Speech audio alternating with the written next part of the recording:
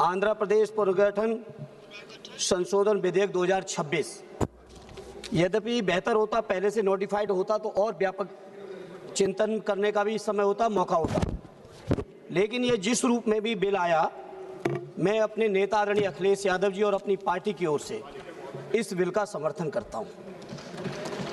सभापति जी, समर्थन तो करता हूं, लेकिन समर्थन के साथ साथ कुछ सवाल हैं।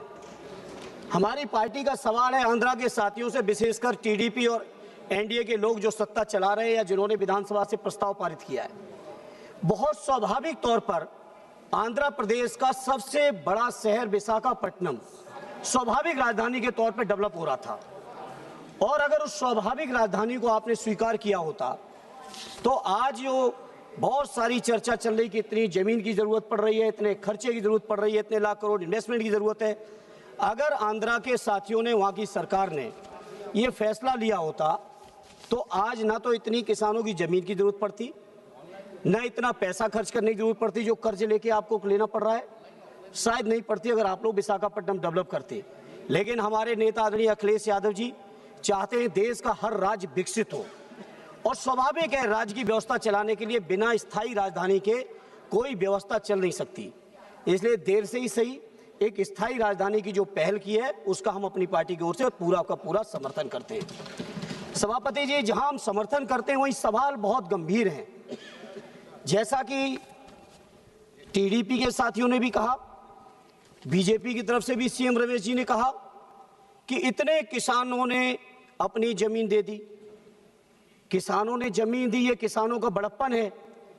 लेकिन जमीन लेने से पहले सरकार को यह सोचना चाहिए कि जो 2013 का भूमि अधिग्रहण बिल अधिनियम पास हुआ इसी सदन से, क्या 4 गुना मुआवजा आपने किसानों को दिया है?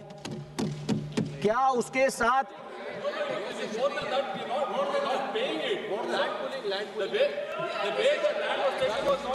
मुआवजा दिया? एक अगर दिया अच्छी बात है, हम आंध्रा के किसानों के हितों की बात कर रहे हैं। मुआवजा किसानों को पूरा मिले, उसके साथ साथ जो रहने की जो कंडीशन है प्लॉट मिलने की वो पूरा मिले। ये हमारी लैंड पुलिंग तो बड़े लोग करते हैं, किसानों को क्या मिल जाएगा हम भी जानते हैं। बड़े बड़े लोग लैंड पुलिंग करके सरकार को देते हैं, किसानों को मिलना चाहिए, ये मेरी पार्टी की तरफ से मांग है। अगर आप दे रहे हैं तो बहुत अच्छा, और नहीं दे रहे हैं तो इस पर आप विचार कर लेना। दूसरा सभापति जी, सीएम रमेश जी ने कहा कि उनके अपने क्षेत्र में 5 लाख करोड़ के एमओयू और इन्वेस्टमेंट आ रहा है। सीएम रमेश जी ने कहा उनके अपने क्षेत्र में, आपकी अपनी कॉन्स्टिट्यूंसी में आ रहा है, बहुत अच्छी बात है। कहीं यूपी जैसा ना आए। सही बात है। यूपी में क्या हुआ सभापति जी, 15,000 करोड़ के एमओयू साइन हुए, और 15 लाख करोड़ के, और बड़ी जिम्मेदारी से कह रहा हूं 1500 करोड़ भी कहीं इन्वेस्टमेंट नहीं हुआ है। अभी माननीय सभापति जी इसी महीने, मार्च के महीने में जो कंपनी 2025 में बनी, जिस कंपनी की नेटवर्थ केवल 50 लाख है, उत्तर प्रदेश के अंदर 25,000 करोड़ का एमओयू यूपी की सरकार ने साइन किया है। ये इन्वेस्टमेंट कहीं यूपी जैसा ना है, ये आंध्रा के लोगों आप लोग ख्याल रखना, क्योंकि उत्तर प्रदेश के अंदर जानकारी है, आप अपने जवाब में दे देना, जानकारी है मुझे पूरी। इसे आज इस मौके पर कहना चाहता हूं, जहां 54,000 करोड़ एकड़ लैंड आप लैंड परचेज कर रहे हैं। दूसरी बात, जिसके नाम पे पूरे देश का चुनाव लड़ा गया, महीनों पहले महीनों बाद तक 24 घंटे लाइव चलाया गया है। राम मंदिर के निर्माण को अयोध्या में आदरणीय अवधेश जी बैठे हैं, अयोध्या के किसानों तक को उनको जायज मुआवजा नहीं दिया गया है।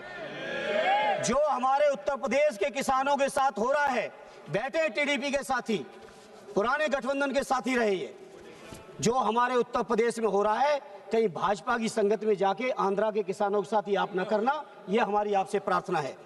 इसलिए सभापति जी, जहां ये इन्वेस्टमेंट का सवाल है, और हां आंध्रा के साथियों, साथी पप्पू जी ने कहा जो हमारे बिहार के मुख्यमंत्री जी के साथ हुआ है, सावधान रहना। उधर जो कोई भी गया है, साइकिल वालों इधर आ जाओ, उधर जो कोई भी गया है, जो नहीं किया उसका बुरा हाल हुआ है। बैठे हैं हमारे शिंदे साहब भी बैठे हैं, नीतीश जी की भी पार्टी के लोग बैठे हैं। आंध्रा के लोगों, आप लोग अलर्ट रहना, ये हमारी आपसे मांग है। माननीय अध्यक्ष जी, मैं अपनी पार्टी साहब से 2 मिनट बात करूंगा, ज्यादा नहीं। विशेष दर्जा राज्य तमिलनाडु, आंध्रा का जो विशेष राज्य का दर्जा है, मैं अपनी पार्टी की ओर से कहना चाहता हूं, श्रद्धेय नेताजी ने छोटे राज्यों की स्थापना का हमेशा विरोध किया है और सैद्धांतिक तौर पर उन्होंने कहा है कि जब राज्य छोटे हो जाते हैं तो कटोरा लेके केंद्र के सामने उन्हें खड़ा होना पड़ता है, कभी वो अपनी दम पर राज्य का विकास नहीं कर पाते। जैसा आंध्रा के लोग चर्चा कर रहे हैं, राजधानी गठित करने के लिए कटोरा लेके केंद्र सरकार के सामने खड़े। उत्तराखंड के लोगों का विकास कैसे हो पाया वो हम जानते हैं।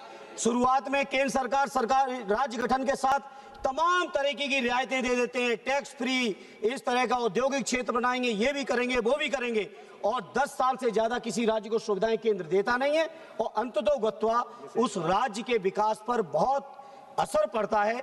इसलिए सभापति जी, मैं श्रद्धेय नेताजी की जो सोच रही है उस सोच का मैं समर्थन करते हुए मैं पूरे देश के लोगों को कहना चाहता हूं, ये छोटे राज्यों की चर्चा, छोटे राज्यों की सोच, छोटे राज्यों की मांग से दूर रहें।